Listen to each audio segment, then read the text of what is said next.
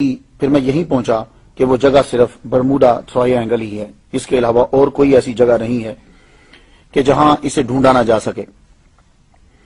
یہ برمودا بحر اوقیانوس کے کل 300 جزیروں پر مشتمل ہے۔ صرف 20 جزیروں پر انسانی مخلوق ہے، انسان ہیں، لیکن وہ بھی بہت کم تعداد میں، اور جو علاقہ خطرناک سمجھا جاتا ہے اسے برمودا ٹرائینگل کہتے ہیں۔ برمودا تکون جو ہے اس کا کل رقبہ 11,40,000 مربع کلومیٹر ہے۔ اس کا شمالی سرا جزائر برمودا، جنوب مشرقی سرا پورٹو ریکو، جنوب مغربی سرا اس کا میامی ہے، میامی فلوریڈا۔ آپ جانتے ہیں کہ فلوریڈا کا معنی کیا ہے؟ اس کا معنی ہے اس خدا کا شہر جس کا انتظار کیا جا رہا ہے۔ یہ جو جگہ ہے 1850 میں یہ برمودا تکون اور اس کے قریب علاقے میں 50 سے زائد کشتیاں غائب ہو گئیں۔ اکثر ڈوبے ہوئے بحری جہاز امریکی ریاست کے ماتحت تھے۔ پہلا بحری جہاز جو اس کے اندر ڈوبا 340 افراد لے کر وہ غائب ہو گیا اسی کے اندر۔ پھر اس کے کچھ عرصے بعد ایک آبدوز 1968 میں 1968 میں 99 افراد کو لے کر غائب ہو گئی اسی جگہ میں۔ 5 دسمبر 1945 کو تقریباً 2:10 میں امریکی ریاست فلوریڈا کی ایئر بیس سے 5 طیارے اڑے تھے۔ 4 بجے ایک طیارے کا پیغام آیا۔ پائلٹ بولتا ہے، عجیب و غریب صورتحال کا سامنا ہے، میں زمین نہیں دیکھ پا رہا ہوں، میں اپنی جگہ کا تعین نہیں کر پا رہا، ہم فضا میں کہیں گم ہو گئے ہیں۔ ایئر بیس سے پیغام آتا ہے، مغرب کی طرف اڑان جاری رکھو۔ پائلٹ کہتا ہے، مجھے نہیں پتا چلا کہ مغربی سمت کہاں ہے، اور جب وہ یہ میسج پہنچا رہا تھا واپس، اس وقت سورج غروب ہونے کا ٹائم تھا، 4-5 کا ٹائم تھا، تو اس کو سورج دیکھ لینا چاہیے تھا۔ تو اگر نیویگیشن کام نہیں کر رہے تو سورج غروب ہونے کا وقت تھا، سورج دیکھ کر ہی سمت کا تعین کر لیتے، مگر پائلٹ تعین نہیں کر پائے۔ آخر کار رابطہ ٹوٹ گیا اور یہ 5 جہاز بھی یہاں کے یہیں غائب ہو گئے۔ ان 5 طیاروں کو تلاش کرنے کے لیے 5 دسمبر شام 7:30 پہ پھر ایک اور طیارہ بھیجا گیا۔ اس کا کام یہ ہوتا ہے کہ جو جہاز گم ہو جائے اس جہاز کو جا کے تلاش کرو، اور یہ جہاز جو ہے یہ پانی کے اندر بھی اتر جاتا ہے۔ باوجود اس بات کے کہ یہ مہارت تامہ رکھتا تھا، یہ جہاز جو تلاش کرنے گیا وہ بھی وہاں جا کر گم ہو گیا۔ میرے خیال کے مطابق یہی دجال کا ٹھکانہ ہے۔ اس جگہ شیطانی طاقتوں کا مرکز ہے۔ ایسی مقناطیسی کشش یا برقی لہریں ہیں وہاں جو ہماری بجلی سے 1000 گنا طاقتور ہیں، اور مجھے یہ لگتا ہے کہ دجال جب آئے گا وہ اسی طاقت کا استعمال کرے گا، اور اس طاقت کو، جو طاقت برمودا ٹرائینگل کے اندر ہے، جو لہریں ہیں، ان پر اگر کنٹرول ہو جائے تو آج جو گاڑی آپ اپنے 1960 45 کے اوپر یا 59 پہ چلا رہے ہو، یہ گاڑی 10,000 گنا رفتار کے ساتھ تیز چلنے لگ جائے گی۔ اس کے سامنے پیٹرول کوئی چیز نہیں، گیس کوئی چیز نہیں، اس کے سامنے بجلی کوئی چیز نہیں۔ یہ اتنی پاورفل طاقت ہے کہ کوئی جہاز، بحری جہاز ہو، ہوائی جہاز ہو، کوئی بھی جائے، وہ لہریں اس کو تروڑ مروڑ کر چیز کا نام و نشان مٹا کے رکھ دیتی ہے۔ تو ایک اور اشارہ مجھے ملتا ہے کہ دجال جو ہے وہ اسے برمودا ٹرائینگل کے اندر ہی ہے۔ وہ کیسے؟ حضور صلی اللہ علیہ وآلہ وسلم کا فرمان علی شان ہے کہ شیطان اپنا تخت جو ہے وہ سمندر کے اوپر لگاتا ہے، اور قرآن مجید میں ویسے دجال کا نام نہیں ہے، نہ اس کا ذکر ہے، لیکن یہ مسئلہ اتنا امپورٹنٹ ہے کہ حضور صلی اللہ علیہ وسلم نے اس کو بڑی ڈیٹیل کے ساتھ بیان کیا ہے۔ لیکن ایک اشارہ ملتا ہے کہ شیطان کا تخت کہاں ہے، وہ اپنا تخت کہاں لگاتا ہے۔ اِنَّهُ يَرَاكُمْ هُوَ وَقَبِيلُهُ مِنْ حَيْثُ لَا تَرَوْنَهُمْ، یہ ایسی جگہ پہ اپنا تخت لگاتا ہے کہ جہاں سے تم نہیں دیکھ سکتے۔ تو یہ بھی ہم تو آج کل کے دور کے اندر تو آپ سمندر میں دیکھ سکتے ہو، صرف برمودا ٹرائینگل واحد جگہ ہے جہاں تم نہیں دیکھ سکتے۔ تو پتہ چلا کہ شیطان جو ہے، اور شیطان کا سب سے زہریلا تیر جو ہے وہ دجال ہے۔ کارآمد اور زہریلا تیر جو، تو معلوم یہ ہوا، اور ان لہروں کو کیوں پیدا کیا گیا، برمودا ٹرائینگل کے اندر اتنی پاورفل طاقت کیوں ہے؟ وہ وجہ یہ ہے کہ دجال کو وہاں چھپانا ہے، ادروائز تو نکال لائیں گے، ڈھونڈ لیں گے اسے۔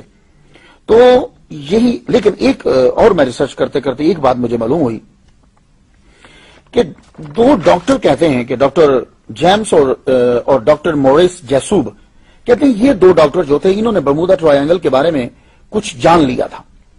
اب پتہ نہیں بعد میں یہ مار دیے گئے یا کیا ہوا، لیکن خبر یہ پھیلا دی گئی کہ ان لوگوں نے، دونوں ڈاکٹروں نے جو ہے وہ خودکشی کر لی تھی۔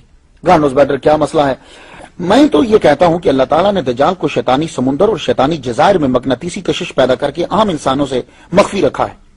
جب حکم ربی ہوگا تو اس کے ہاتھ کھول دیے جائیں گے، کیونکہ اس کے ہاتھ بندھے ہوئے ہیں گردن کے ساتھ، گھٹنے اور ٹخنے زنجیروں سے باندھے ہوئے ہیں، اور وہ بھی آزاد کر دیے جائیں گے اور وہ باہر آ جائے گا، اور ہو سکتا ہے تب اللہ تعالیٰ مقناطیسی لہروں کو کم کر دے، یا یہ ہوگا کہ وہ ان لہروں کے اوپر کنٹرول پا لے گا۔ اس کی وجہ یہ ہے کہ کچھ لوگوں نے برمودا ٹرائنگل کے اوپر اڑن تشتریاں دیکھی ہیں، وہ جو ایلین کی نہیں آپ دیکھتے، وہ ایلین جس پر بیٹھ کر آتے ہیں، آپ نے اکثر دیکھا ہوگا، وہاں ان کو اڑتے ہوئے دیکھا ہے۔ تو ہو سکتا ہے کہ دجال کی پاور اتنی زیادہ ہو کہ وہ ان لہروں کے اوپر بھی کنٹرول کر سکتا ہو۔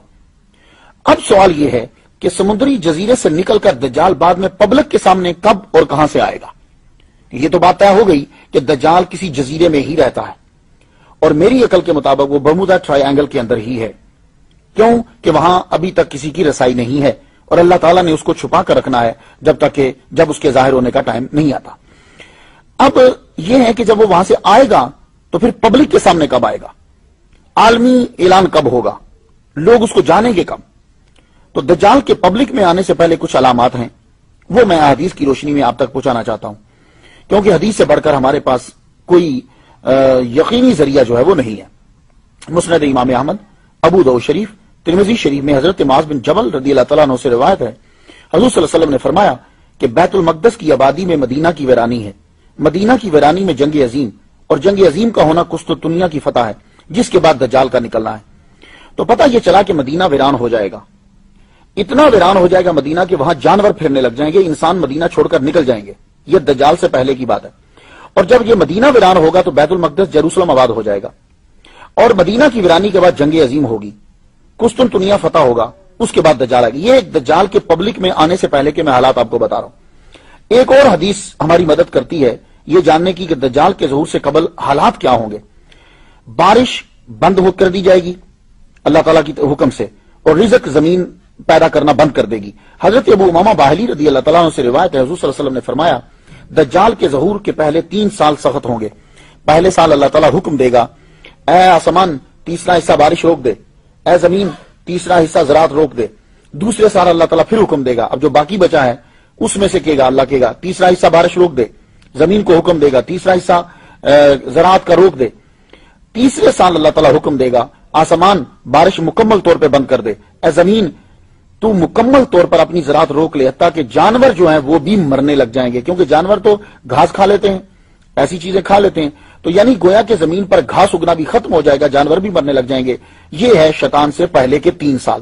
ابن ماجہ شریف میں یہ حدیث مبارکہ ہے۔ مسند امام احمد، ابو داؤد اور ابن ماجہ کی سٹڈی کرنے کے بعد احادیث کے مطالعے سے میں آپ کو بتا سکتا ہوں کہ دجال کے ظہور سے کچھ سال اس کے پبلک میں آنے سے پہلے کیا حال ہوگا۔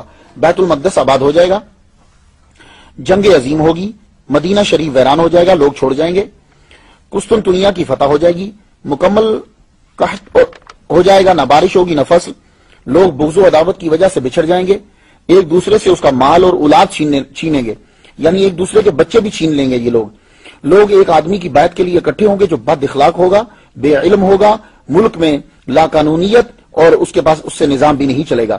انسان صبح کو مومن ہوگا اور شام کو کافر ہو جائے گا۔ لوگ 2 قسم کے رہ جائیں گے، ایک جو مومن ہوں گے ان کے اندر منافقت نہیں ہوگی، یہ بول کم ہوں گے، دوسرے منافق ہوں گے، ایمان نہیں ہوگا، بہت زیادہ تعداد میں ہوں گے۔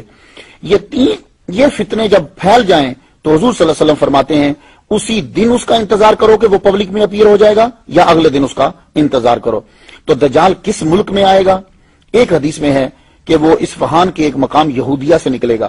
صحیح مسلم شریف باب ذکر الدجال کے اندر ہے کہ حضور صلی اللہ علیہ وسلم نے فرمایا دجال شام و عراق کے درمیان سے